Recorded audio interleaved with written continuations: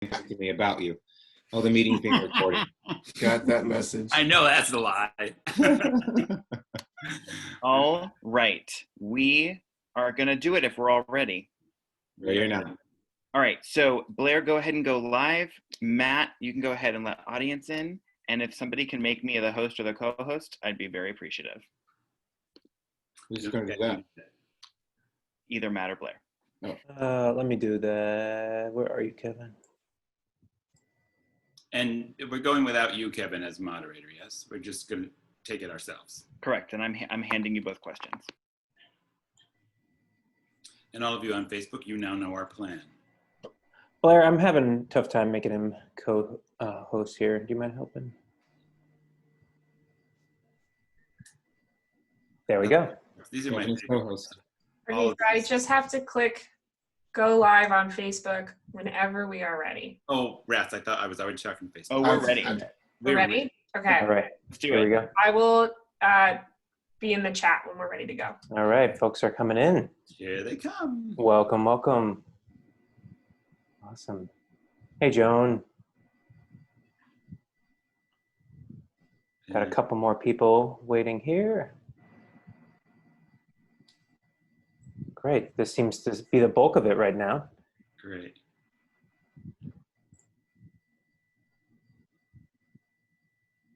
Great. I'm the sign language interpreter, just so everyone knows. Thank you. Great. Thank you. Thank you.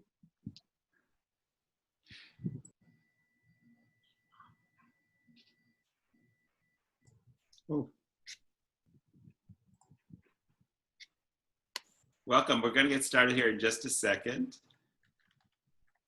And Matt, are you going to talk people through, there we go.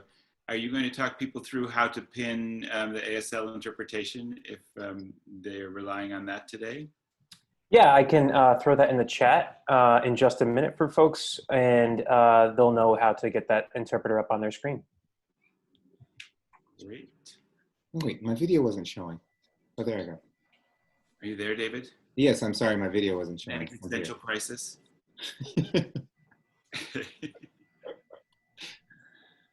So, all right, so it's in the chat. I think let's go ahead and get started. So welcome everybody, and thank you so much for joining us this afternoon.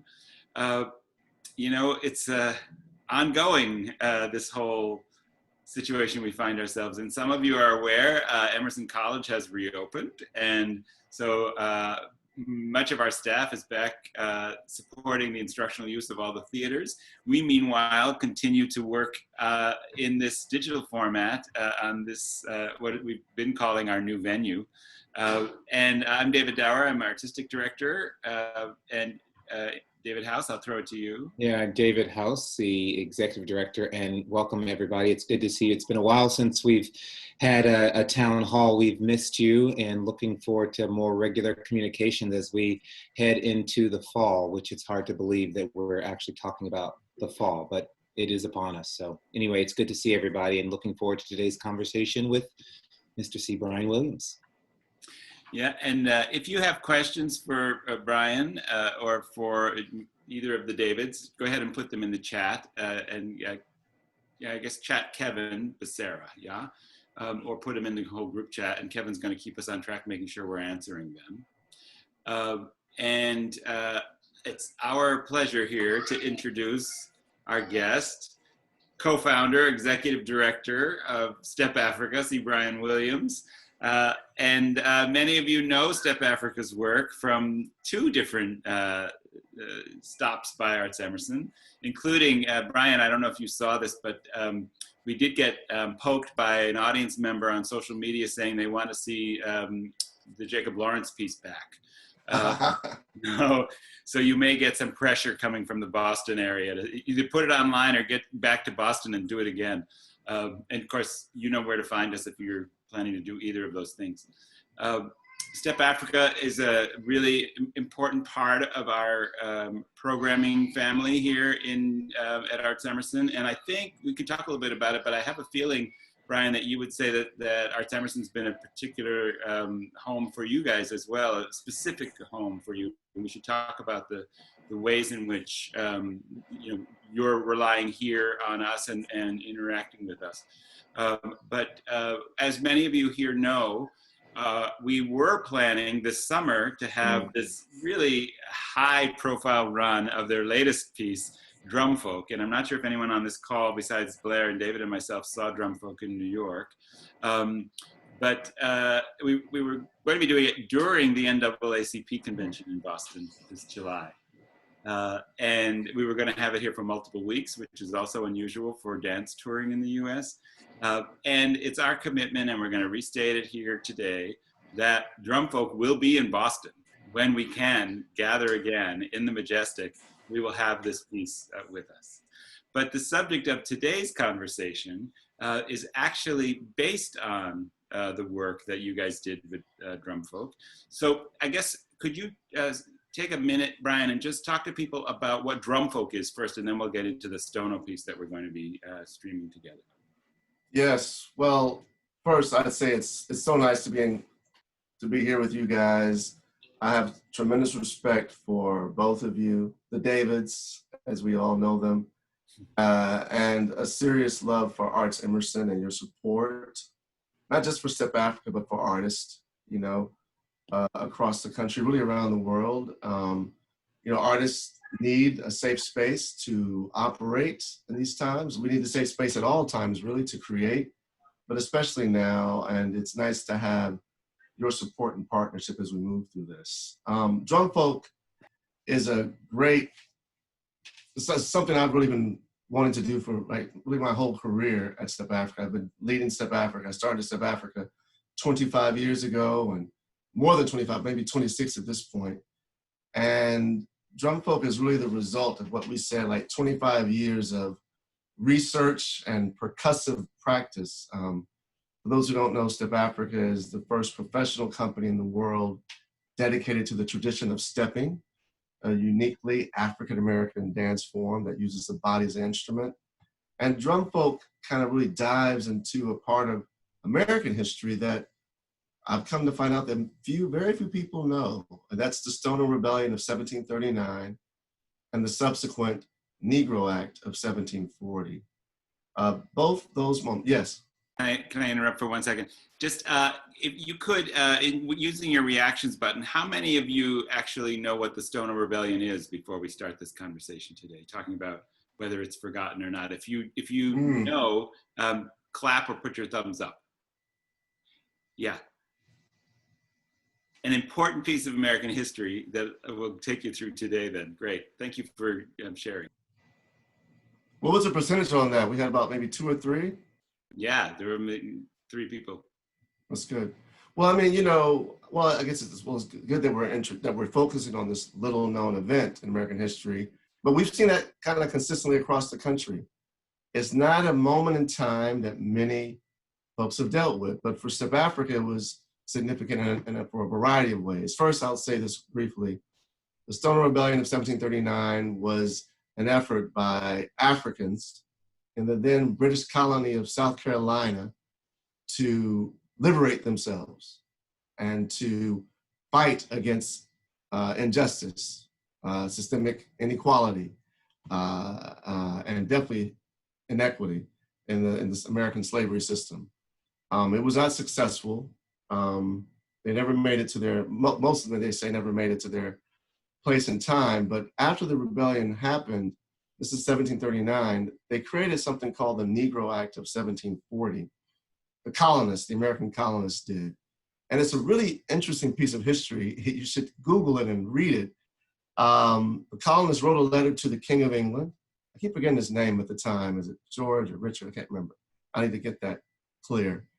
But it's a piece of legislation, and they're asking His Majesty to give them the power to take away the drums from African people, which is significant, limit their ability to read or write, or make it illegal for them to read or write, or gather in groups over 20, and other pieces of legislation to control the African population. So for Step Afrika in particular, this moment of history where the drum is taken away from the people and made an illegal weapon, and we feel that's significant in terms of when African Americans had to begin to really actively leave behind customs and traditions, aggressively leave behind, and start to reshape and rethink identity in the country. And we'll talk more about that, but I think it's something that deserves a lot more research and concern in terms of the development of African American culture in the first place, you know, the roots and origins of the culture and when it started to change and transform. Yeah. David. Yeah, I was just going to add and sort of ask for you to say a few more words about sort of the what drew you to the subject. You said something quite important in the acknowledgement from those of us on the call, how many of us knew about this particular historical moment. There are many historical moments like this that are overlooked, not taught in schools. We can go down that road. And I'm so curious, of all those untold stories, what about this story, what about this subject matter was most attractive to you, given the work that you're doing, and as an opportunity to sort of elevate one of many stories? Why this one? Yeah, I mean, that's a great question, because for this, and I have a definite understanding of why we did this. So Step Afrika deals with the tradition of stepping, this African-American form created by fraternities and sororities on college campuses. And historically, stepping as an art form is definitely under-researched, right? There's only one book, Soul Stepping. I had it somewhere in here, and then this other one right here, Stepping on the Blues, where it's just a mention of stepping in this. So it's not a lot of scholarly research on the tradition. It's definitely a folkloric tradition in that it's largely within the culture that created it and passed down orally from generation to generation. So you couldn't learn how to step in a studio or whatnot. It's something you have to become a member of a group in order to do it. So when I learned how to step as a member of my fraternity at Howard University many years ago, I started to ask questions, well, where does stepping comes from? And it became very clear that people didn't have an answer for that. No one knew where it started in American culture. People would generically say it started in Africa, not saying what part of Africa, what continent, I mean, which country, which tradition, which culture, because Africa is, if you've been there, it's incredibly diverse. So I started to want to ask these questions, and that's what brought me to the Stono Rebellion, right? Dr. David Pleasant is the one who actually introduced us to it.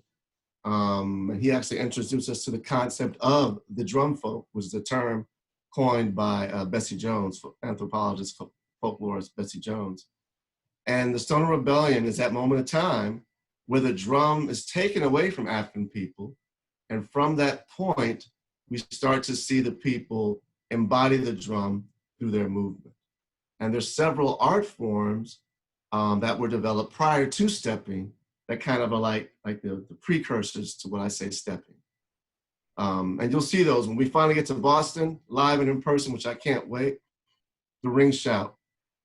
It's one of those first traditional African-American dances that come after, once the drum is taken away from African people on the planet, in the American South, on the American plantation. Yeah, and drum folk travels right up through disco and hip hop. I mean, you go the whole, everywhere that rhythm embedded itself is represented in the show. Yeah, I mean, I think the director of the work, Jakari Sherman, he was in the company when we first started dealing with this concept of drum folk and Stono Rebellion and Negro Act of 1740. And we wanted to make sure with drum folk in particular, which is kind of interesting in this moment, that we didn't just stay in the past, but we brought it to the future.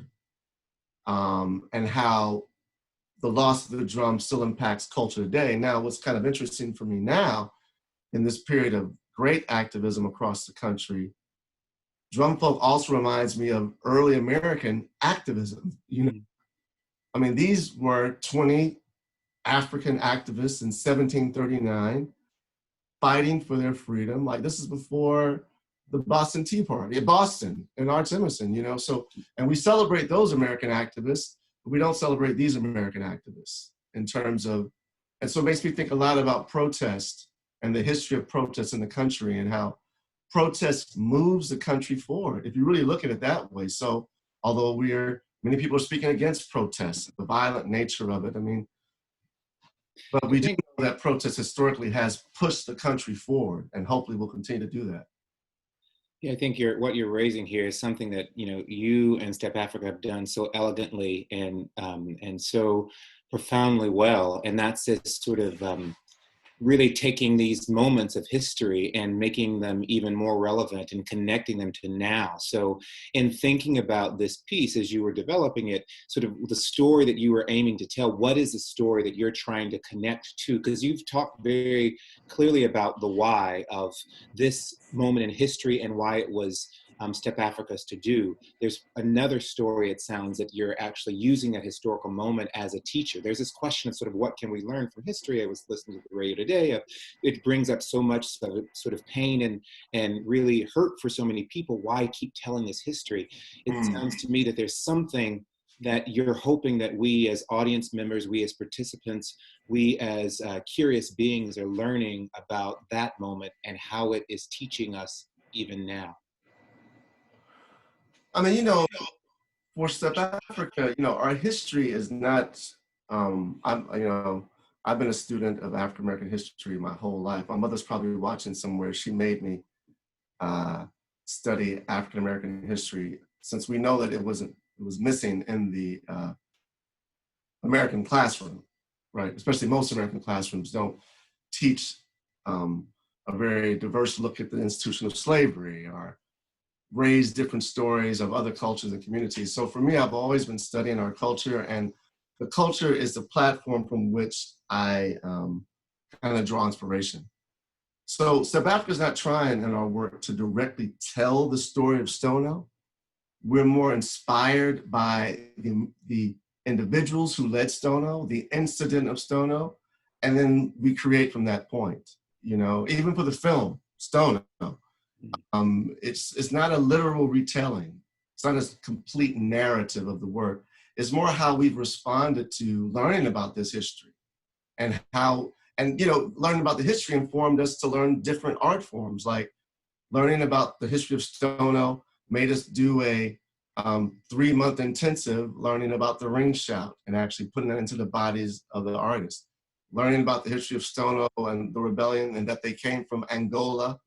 They say that the Africans who led the rebellion were led by an Angolan. Step Africa was just traveling in Angola recently, and while there, we learned traditional Angolan movement and drumming, which you will actually hear in the film Stono. So this history kind of motivates us to learn different forms and bring them to the space, and forms that we haven't really seen a lot in the American theater. So that's what kind of excites me, By diving into the history, it kind of inspires us to bring something new to this moment, Yeah. Brian, can you talk a little bit about, you said something about Step Africa being the only professional dance company focused on step. And there's a lot to unpack in that you and I and David and I have had conversations with you over the years. So what's the size of the company? What's the challenge the company's facing now in terms of remaining alive during this period of time? Yeah. And how are you coping with it? Well, so first, Step Africa is the first professional company. Like some of my artists have actually left Step Africa and started their own company. So it's good to see that Step Africa has been leading the charge in terms of introducing stepping into this, especially the presenting world in American theater. But thankfully, I will not be the last, and there are others that are starting to take the form and explore its artistic possibilities. So more to come on that, But Step Africa has, I tell you what this pandemic has done for me in particular. It has allowed me to kind of focus more and center artists in our work. Like artists to me are even more important now. They're always important, but they're even more important when coming to a moment of trying to survive the pandemic. So why do I say that? We have, right now we have 12 full-time artists. I'll say 13 full-time artists. And they're salaried artists. They're on one of the longest dance contracts in Washington, D.C., maybe in parts of the country. We have like almost an 11-month contract for our artists, right? And we have kind of doubled down in this moment in COVID, kept them employed and engaged, because we didn't feel like Step Afrika and I feel we could make the pivot without them. And so that's something I really am proud of in a sense. And I was thinking this morning, getting ready for this chat, about the investments that we have made, Step Afrika. Like, we haven't invested in our own building or in our own space. But what we have invested in is in the artists and providing a continuous, stable place for artists to work and create from. That's been, I think, and I think that is what's helping us make this crazy pivot. Because, you know, we specialize in social gatherings. So this whole movie game is a new game. You know, everybody is dealing with that, artists especially.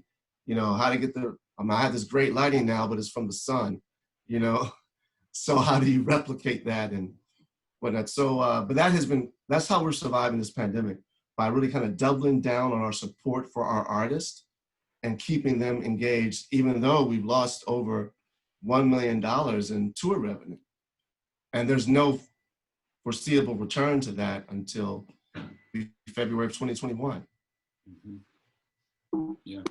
Oops, sorry.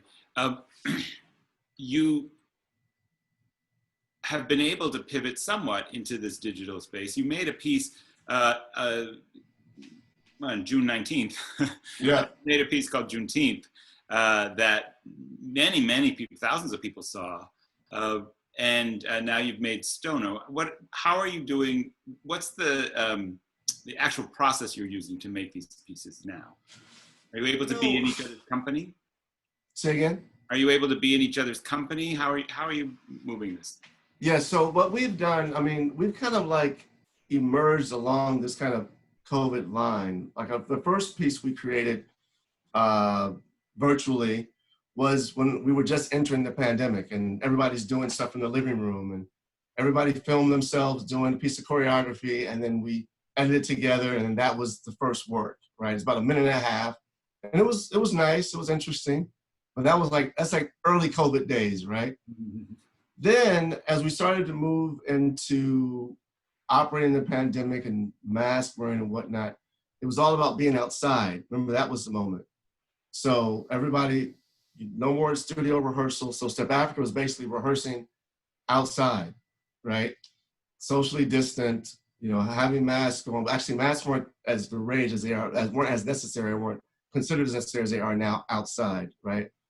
So we would be creating and rehearsing outside, and that was that pivot. And so that's where we remain right now. Now, we're able to move indoors as long as it's massive enough space and with the mask on. But we've tried to really be responsive in this moment, like taking care, like again, the artists are at the center, temperature checks, all that kind of stuff that kind of allow us to gather safely. But I can't say it's not without its own, you know, just it's a lot to manage. Mm-hmm. Yeah. And if you haven't, by the way, those of you who are listening here, one of the great joys of Instagram these days is the Step Afrika account. And you've been sending out challenges, and I especially love the ones with the young people. There are really small, you know, really young girls who are, you know, showing you their stepping skills Right. in response to these challenges, and it's just so much joy. Talk a little bit about that, and where can you know, I think that was like the artists, like I said, artist-led once again. Like, we had this huge meeting with the artists, I mean, virtually, early in the pandemic about, well, how can we enter the space? And you know, what's funny about it, David, is that really we started asking the question, well, why weren't we doing this before? Yeah. You know, why weren't we, as much as we love to create for the stage and for the classroom and being present and in person with our community, why did we not more consistently do that? Especially, you know, for our audiences around the world. You know, we've been to over 60 countries touring. We could still be serving and engaging them. So that part of the work is going to stick. That's what's so interesting about the moment. I'm sure artists are seeing that too, is that we don't think we'll just leave when we get back to the stage, at the digital space. We'll stay here. So it's been fun to create. And we've been throwing a lot of stuff at the wall, you know, like some stuff hasn't worked, you know. And now we're at the point, since we kind of focused in on Stono and the creation of that, once this is done, we'll figure out where, like, what some of that stuff will stay, like the challenges, how often we'll do them, you know, and how do we keep engaging and serving? Because that's what it's about, right? How do we keep engaging and serving communities, our audiences through this? Yeah. I mean, I think that's such a on the nose thing for what we're trying to do with ArtsEmerson as well. I think if you have a mission, right? If there's something you're actually trying to accomplish besides having a career, yeah, besides having an audience, if you're actually trying to do something in the world, then it's actually kind of clear, I think, David, maybe you have thoughts on this, but it seems like it's been kind of clear to us all through this that this is an opportunity, a different opportunity, but it's still an opportunity for us to pursue the things we've been pursuing. And yes, we're not gathering in the theater, we are gathering here. But that I think it has to do with having an actual thing you're trying to accomplish. I mean, you guys are really clear about what you're trying to bring into the world by educating people about step and by sharing the joy and the virtuosity and the history and all of that comes with the entertainment. And that clarity means now you take advantage of this, and it comes out sort of like I mean, it's a hard thing to say, but it's kind of a gift of the time is to discover, oh, our mission can also be pursued in these ways. Right. And we can still be present. Like, I think you're right, that mission does that, because we have been very mission focused and just exploring new ways to deliver that mission. You know, I mean, like, we did our summer camp here virtually.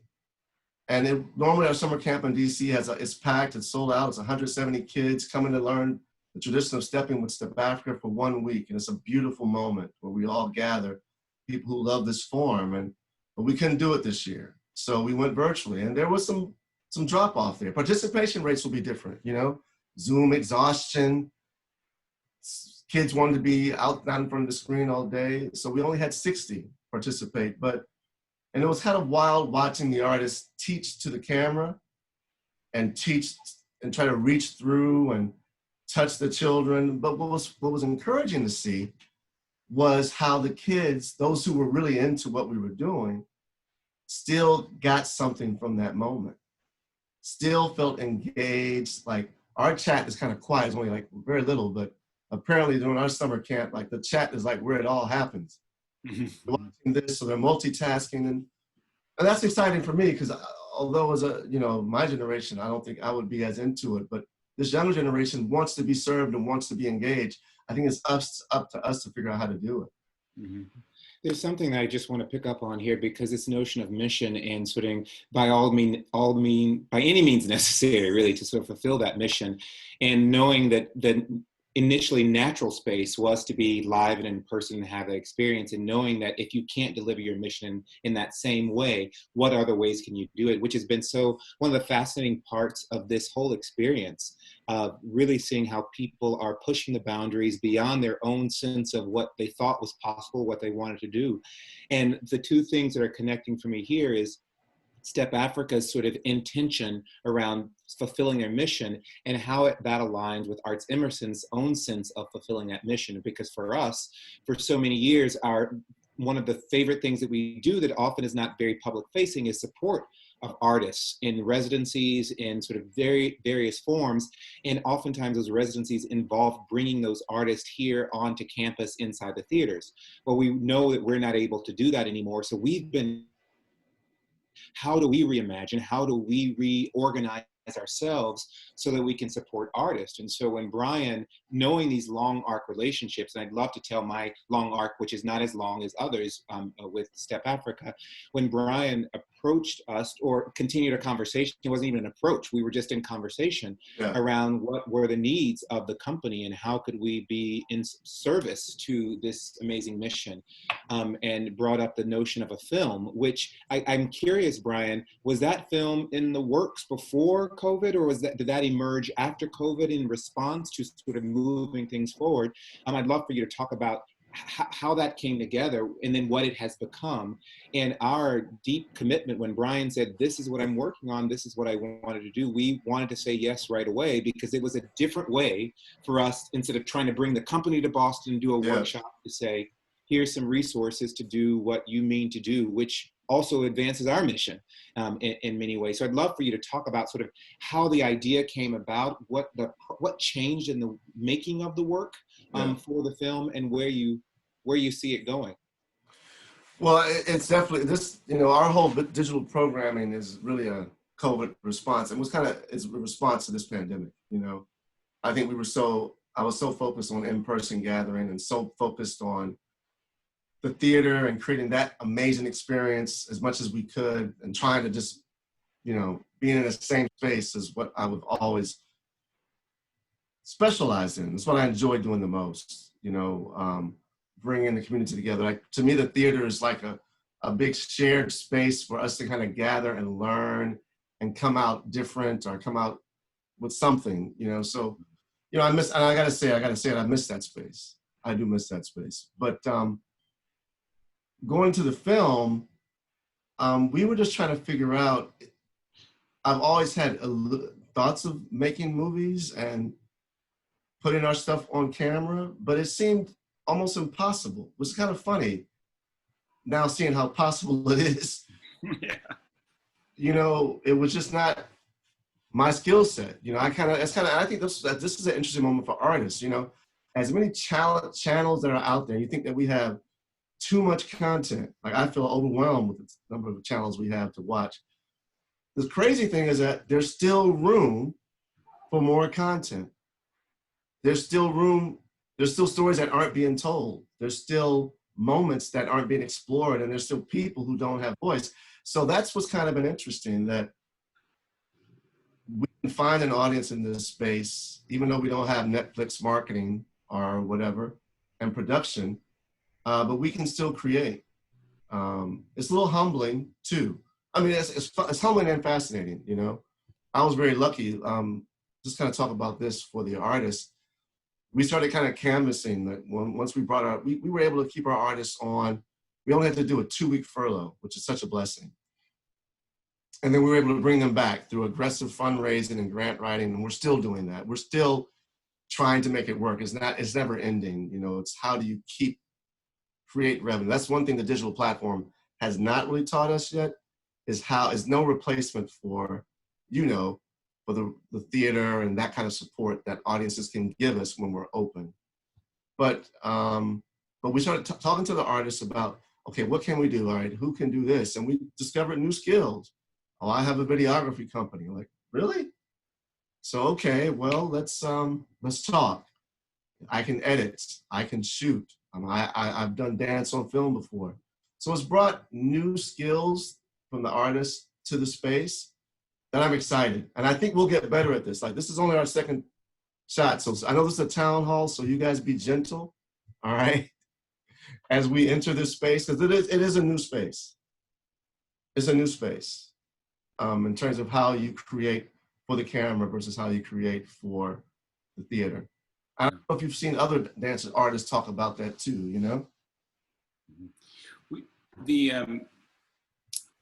You said a number of things in here that really bounce off of what we're thinking as well, Brian. Yeah. And I just want to pull up a couple of things for the audience. One of the things that you're talking about is the increased capacity to connect outside of geography. And that is absolutely something from this moment that we also in ArtsEmerson we hadn't even thought about. And then when we did Toshi's Parable of the Sower event, there were 4,000 people and there was like 130 countries. It was something that we could never imagine in the theater, right? Right. So that woke up a kind of curiosity. The notion of revelatory nature of the skills on the staff. Everybody comes in with a job description and they get in the box and they start doing their job. And then right. Like this comes along and somebody will say, oh, well, actually, I have this skill. And in reimagining ArtsEmerson and how we work together and what we're doing, we also were able to unleash different types of interest and different types of capacities right. that we would never have found if we hadn't hit this moment. And that's also important. And then I see Joan Lancourt here. Very early on, I had a phone call with Joan just to check in and see how you were doing. Joan, you remember this. And one of the first things Joan said to me was, don't leave the digital space when you guys are comfortable going back, because I don't know how long it's going to take me to be comfortable to go back. And this is my lifeline to you guys and to the kind of culture that I have built my life around. Right. And so please don't cut it off just because you can reopen your venues. And that was the beginning for us of thinking about, oh yeah, this is a new venue. This is a whole, so new skills, new work to be created for it. And then this question of the artists, it's the same thing for us. We've been fundraising specifically to be able to get money to artists to make work. Will they make it on this venue? Hopefully some of it will show up on this venue. Will they make it for when we return? Hopefully much of it will be seen live in Boston when it comes back. But the moment we're learning from the artists, and for everybody who's on this call, we're learning from Step Afrika how to support, how to present, and how to reimagine our service in relation to our audience through the eyes of the artists and what they need. So this company is kind of like a poster child for us in a way that I don't mean to be pejorative at all. You look for those kinds of relationships that are so rich that everything benefits mutually everybody. David had mentioned something earlier about the conversation that we had, Brian, about Stono. And for those on the call, again, a way to think about us, if you haven't already heard us say this, is all of the resources of ArtsEmerson, some of which come from people on this call, and thank you very much. All the resources, we think of ourselves as stewards of those resources on behalf of the mission and the field, right? And so we work on how do these resources do the most good? And we come from this notion of standing in a gap, of intervening in a gap for artists that are doing the work that does our work for us, And so the gap here was an idea to do a film, not the cash to do the film, but a number of presenters who are committed to Step Afrika around the country got invitations from Brian to say, could you help us make Stono and screen it on its anniversary date on September 9th. Yeah. And so we each put in a little bit of money, and that was such a simple conversation because everything else was already there. All the relationship was there, the shared values, the shared mission in a way. So it was essentially like, can you help us with this? And the answer was one word, I think, yes. Yes. But that comes from you guys, and that, I mean, from our audience here, the capacity to do that, but it's about the match in terms of how you conceive your company and why it's in the world, and how we conceive ArtsEmerson and why it's in the world. We have a question here from Leslie. Beyond increased social media engagement, what have you learned in your reimagining because of COVID that you will keep after COVID? All of it, actually. I think for me, this is like huge. And like you said, it's revelatory. It's like, why weren't we doing this before? Like for me, one big problem has always been as a touring artist, right? As a company that is built on touring, it can start to be a little bit like you come in, you try to have as credible impact as you can in the community, but then how does that audience stay with you? And what do you give them once you leave? And not just in the country, United States, but like we were recently in Ukraine and had this amazing response, great connections with all these people. And the individuals could of course connect with the artists individually on their Facebook platform or social media. But organizationally, what was I giving to them to stay connected with us? Was I creating content that might keep them engaged if they really connected with what we were doing? So for me, it's like, it won't just be back live. It'll be how we're also, when we go live, what do we create that allows those who want to stay in contact with the company? Like we've been to Boston 3 times, and it's been a great, actually 2 times, we're working on our 3rd. How do we continue to serve and engage, for those who really love what we do? Because I think in our audiences, everyone hopefully will love the show, but there might be a target that really wants to do more of what you're doing. Maybe learn how to step or look behind the scenes and learn more about our process.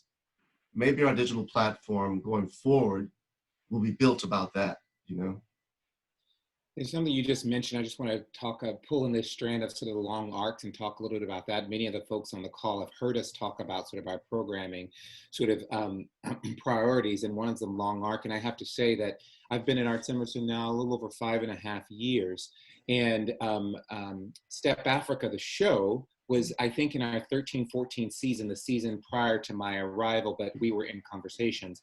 And I knew Step from the sort of the Greek perspective, but had never seen it as a performative element. And I just have to say, for those of you who are not aware and are not clear on this call, that Brian's contribution to the performing arts across the country and also the world, particularly in this this realm of Step, is unparalleled. I mean, has really made Step a part of the American canon in ways that it didn't exist. And if you pay attention, you will begin to see in many movies this element of Step, or in videos or things like that. And certainly it was always a part of many sort of traditions in the African diaspora, but as an element of performance for, you know, consumption beyond that community, really is sort of muted in unfortunate ways. And so it's much to Brian's contribution to the field that we're actually being able to engage it and put it on the same plane, if we have to think of hierarchy, as some of those more traditional art forms. But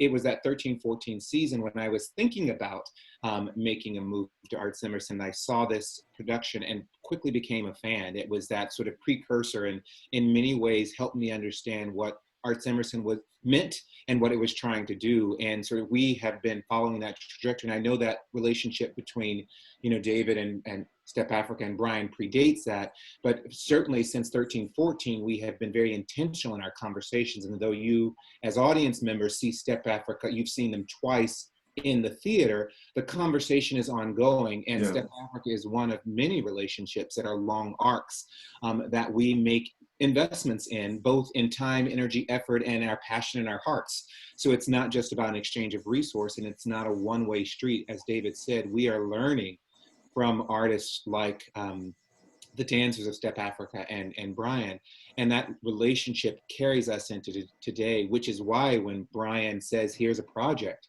it is our instinct to say, yes, let's continue this conversation, because to Brian's point, it's not just about a performance, it's about a conversation with our community and a conversation with the city that we live in. So what about what's happening at Step Afrika? What about the stories that Step Afrika is trying to tell helps us tell our story here in Boston? And so it's been really wonderful. I don't know, Brian, if you talk about, you can say a moment about sort of what that relationship means for a company, any company, you know, and how that experience for you is helpful. What are the challenges in that long arc relationship? Sort of what are we learning together in that moment? Well, I think the partnership between artists and presenters, you know, that conversation, you know, I mean, it's so symbiotic. We really can't exist. I mean, I looked at our relationship with ArtsEmerson and particularly with you two in the leadership role. I mean, as much more than just providing the space for us to perform, it's developing and leading the company, you know, because when you're in the arts world, you know, I'm dealing with the artists and creating work, but I'm doing this because I want to share it with the world, and you guys are focused with sharing it with the world and finding creative ways to engage and serve your audiences, not just in Boston, of course, but now possibly a global imprint with your voice. So I learned that dialogue helps me, right? And it's that's why when I actually posted about this, I was suggesting that performing artists, you know, emerging artists should look at the conversation, because many artists don't understand that relationship that needs to exist sometimes with the presenter. I mean, self-presenting is always an opportunity. Step Afrika does self-present, but most of the time we're in partnership with leaders like yourself to bring our work to community and to shape that conversation in a way that is relevant for that community. I think about when we came to Boston with the migration and the conversations that we had with people about their own migration stories that I've never been able to access in DC. But through the partnership, we could hear these news stories and see how the work was relevant to them and their lives, you know. And, you know, Dave, you were talking about bringing migration back. I love that work. I actually just got a call about bringing the migration to Poland when we were back up. I don't know if it's going to happen. I don't think it's going to happen actually, but there is still this interest in the work. So maybe we need to figure out when we can do that and make that happen again. Mm-hmm. Mm-hmm. I have a question about, so we talk about COVID and how it's changed things, but we're in the middle of 2 pandemics. Yes.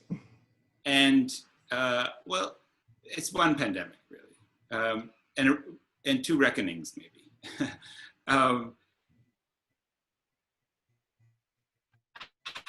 How has the reckoning around race, affected your work on this film, Stono, or it changed, if at all, your thoughts about your role or what type of stories to tell? What's happening there for you personally, for your dancers? How are you all doing, Yeah. and how has it impacted? I mean, that's a lot there. I think. Just 3 words is fine. Well, I would say, in terms of Stono, that we talked about it earlier. One of the artists we were talking about how we're still dealing with this information, the results of historic inequities are structural racism. I think that might be the better way to approach it. Like, if you look at it, when you read about Stono and the structure that was created to keep Africans in a place, and the legislation that was passed to control their movement in 1740s South Carolina, that then became maybe a model for how to manage. I think one of the lines from the Negro Act is an act for the order and governance of Negroes in this province. So then you look at this moment and we look at police brutality and how the police are viewed from the African-American experience historically. How the way an African-American parent will speak to their child about police interactions versus the way a white family may talk. It's not the same conversation, I think, that we have, and that's start to come forward a little bit. So I'm kind of excited. I'm more excited in this moment to be dealing with the issues finally versus pretending. I think there's been like this illusion that we didn't have structural inequities or structural racism not a problem. And I think we can finally say, no, this has been a historical issue. And our history, there's so much, like David was mentioning earlier, this Stono Rebellion and the Negro Act of 1740 are just one covered event. I remember when Michael Bloomberg did his announcement at his Greenwood initiative in Tulsa. And that became this whole, what is that? What is a Tulsa riot? And what is that? And people don't know about that. And there's so many other instances like that haven't been studied and dealt. So if we know that history, how can, and more of the population, the country knows it, how can we make it better and move forward and counter historic inequities and structural issues that have limited the development of our citizens and our community and our country in general. So that's why although it's a challenging moment and it's, sometimes I just turn off the news and don't deal with it, to be honest, and focus on the artists and making sure that they're okay and moving through this period. I think that anything that helps us get better, like they always say, if it doesn't kill you, it makes you stronger, I guess. So, sadly, a lot of lives have been lost, and that's something we need to end. Yeah. I think that has to end. I don't think we need the deaths of people to constantly motivate progress.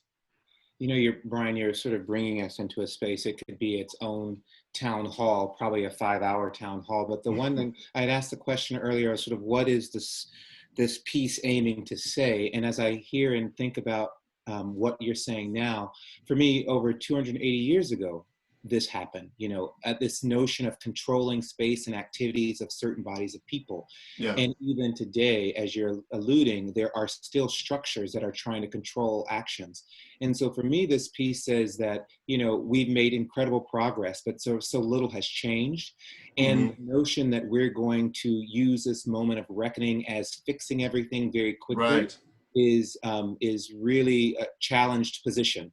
And to think about the time that it takes for this kind of change to happen. And so for me, the Stoner Rebellion and the film and Drum Folk really is a reminder that the work and the journey that we're all, I shouldn't say all, that many are striving for is life's work. And it may not happen in our time, but we keep fighting, we keep beating the drum and beat it loudly and unapologetically to actually be able to tell that story. And for me, that's, as I think about, my personal why of Stono and why my personal why of Step Afrika and Drum Folk, it's that reminder to our community is desperately seeking sort of solutions to these systemic and deeply entrenched issues, that it's not going to be solved overnight in spite of our deep desire and urgency and great intention. But if we keep at it, if we keep beating that drum, that change will come. And it's artists like you who are really igniting and bringing to light that incredible reality of the pace at which change really has taken place in this country. So I mean that's my own personal why, but it really speaks to what you're saying around this moment in time as it relates to over 280 years ago with the Negro activists. Yeah, it's kind of interesting, isn't it? How the response to protest is kind of fascinating. So if we think about the Stoner Rebellion, the colonists' response to that protest was to clamp down. It wasn't to accept the story of freedom and liberty, but to say no. So, and it's kind of interesting that we're in this moment now, the response to protest. Is it to clamp, or is it to engage and open and to improve? So, law and order versus more inclusion. It's just a question. I mean, and for all protests that happen, there's always a response. It doesn't always have to go the way that some may think, right? There's definitely a response to that. Yeah. Joan, you have a question, and why don't you just unmute yourself and ask it? Rather than Okay. Am I unmuted? Yeah. Good. And it's not so much a question as a comment to what David and Brian were talking about. This whole notion of the drum being the voice of a people.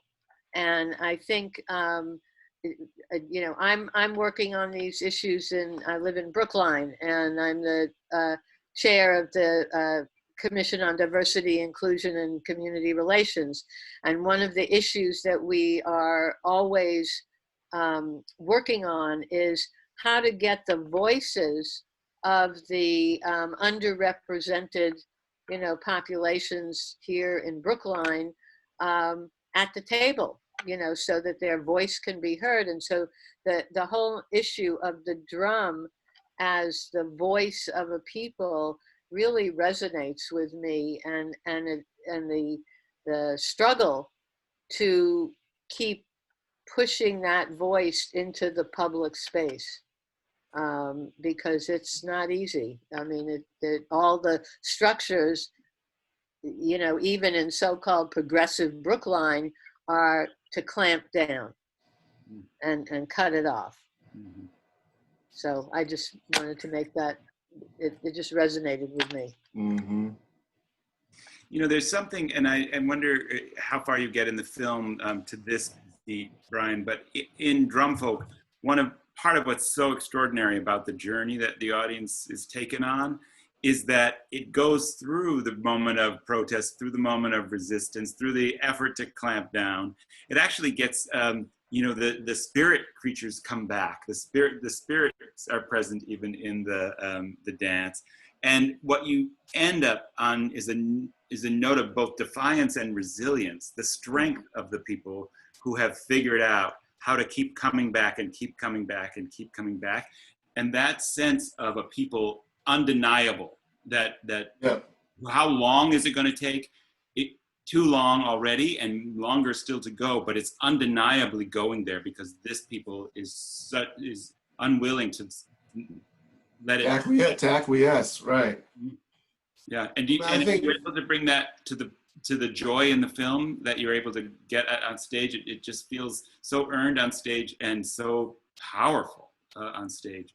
Well, I can hope so, man.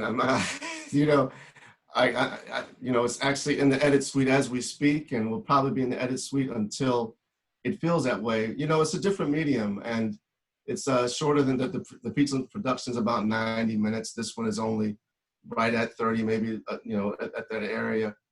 So we had to just see how I mean, I think at the end of the day, joy centers all of our work. I mean, you raised that question earlier. And that's something that's very important to Step Africa, and it's very important to me, is that, yes, the history might be a lot of sad things about the history, sad moments, parts of history I don't even want to deal with. Quite honestly, this has been tough in this moment since George Floyd's loss, where you're starting to see this more, bringing stories forward about African history and culture that have been shared. And I've known about a lot of them, but they haven't really been brought to the forefront, you know? Like one thing that we're dealing with now is the health inequities in the country, and why African Americans have this historic distrust of the structure, right? Community-wide. And when you look at some of the horrors, not the Tuskegee experiment just being one example, there's so many more to look at. You know, you start to see why these things might happen, and this trust, and hopefully that can be corrected, and we can start to find ways to correct that historic mistrust so that the health of these communities our community can be stronger, of our community as a whole, you know? Mm-hmm. So, yeah. David, before we came on, you were talking about the challenge to remaining current, remaining in a state of refusal and a state of you know, urgency, given the fact that the news daily is adding names and adding, you know, atrocities and tragedies. And I feel like some part of the experience of this piece is a way to defeat that kind of numbness. I wonder if you have a sense from having seen it in New York, or you were talking about it this morning, David, about just the adding up of all of this and how to keep feeling it. Yeah, I wish I had an elegant answer for that, because what I felt after seeing the show in New York, and by the way, that was my last show that I saw live. Wow. And I'm glad to be holding on to that one. But what it says to me is that what we're experiencing every day, what's happening in Rochester, what's happening in Cincinnati, these are not new things. I mean, clearly they've been happening for 400 plus years in this country. They won't go away tomorrow, sadly, and that breaks my heart. But what a show and a piece like Drumfolk reminds me is that we have to keep going. We have to keep fighting and struggling for justice in spite of the ongoing atrocities. And what I was saying to David earlier is that, you know, because it's becoming such a regular occurrence, we're just seeing them on the news, and we kind of are losing count of what happened to this one and where did it happen. And so what I'm holding on to from my very last live production, which was Drumfolk, is that sense of resilience and hope and looking forward, because once we stop beating our drums, then we die, right? And so in spite of the accumulation of deaths, those of us who are still living must keep going on. And so it's in a reminder, and it keeps me looking forward in spite of all that we're carrying and the weight that's being bared down upon us. And again, I go back to this, we're talking about a moment 281 years ago, you know, and we're still here in many ways. And the people are still fighting. The people are still living. We are still resilient. Many are thriving in spite of the injustice and the lynchings and the murders. And so for me, that's what I'm holding on to. And I think that's what, to your point, Brian, in spite of the sham and drudgery and the crazy and the weight of the history, we are still moving forward. And that's what I take away. And I'm hoping that people will experience the pain of the moment, but understanding that we have to keep going on. So I'm holding on to that. I don't know if that's what you were asking me, or that's what I wanted to say about about this particular show. We're coming to the end of our time here. Brian, could you just tell people a little bit about who we're going to hear from after the film on the 9th, which, by the way, if you didn't already have plans to see it, I hope you will. And consider it a birthday present to me if you need any other motivation. That's right. Get that in there somehow. That's right. Well, I mean, what we've learned from this moment is our only other time doing this was for Juneteenth. And what we noticed is that the chat room is alive. You can be making comments throughout and talking with the artists. The artists will be in the chat room, there, present, watching the film with you. So that was a very different experience, you know, to watch it together in that space and to converse about the work while it's happening. So I'm looking forward to this because this is a very different experience than what the film was. But what we saw is that afterwards, and you know, I'm fingers crossed that we'll have the same energy with this one, is that there was this kind of lingering chat that happened after the work had done while the credits ran. And I was like, wow, that's kind of cool. So versus doing the pre-performance discussion, we said we really wanted to do it post to kind of capture, after seeing what we brought, what inspired the artists to create, we wanted to talk about it. And we invited some scholars from across the country, Dr. Amy Cox, who is a professor of African American Studies at Yale, done some TV stuff. Kendall Thomas is a professor of law out of New York. And then the mayor of Iowa City, one of our major sponsors for this is Hancher Auditorium, and they've been very supportive as well. So it's just going to be an interesting conversation about Stono, not just the film, but really about the moment and where we are now, you know. I gotta say, I really have enjoyed this conversation. I know we're coming to an end, but I always love talking with you all. I really like talking in the space of this town hall. I feel like we should explore some other conversations that can, you know, kind of just keep us motivated, just keep pushing forward, you know.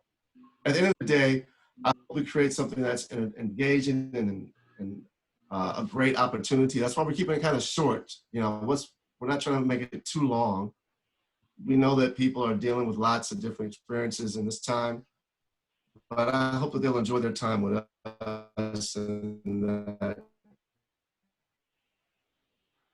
it will lead to more great times of learning and introspection. I have no doubt. I'm really looking forward to it. And I know we have many people who are such big fans of yours here, you personally and also the companies. So no doubt there'll be a thank you, Boston. Before we go, I do want to say thank you to Trubiz for providing the ASL interpretation today. Thank you very much. It's great to have you with us. And David, any final words? No, other than saying a hearty thanks, and we hope to see you on September 9th for the film Stono. And if you have questions about how to access it, you can always call our box office or visit our website, or many of you know how to email us. And I think Kevin just put something in the chat that would allow you easier access to the performance on the 9th. So thank you for joining us, and we look forward to seeing you all. And again, thank you to Brian, and thank you for your vision and your artistry. We're really honored to be in partnership with you on this and so many other projects that are to come. Thank you, guys. Really glad to be in partnership with you. Thank you. All right. Thank you all. Everybody, stay safe. See you soon. See you soon.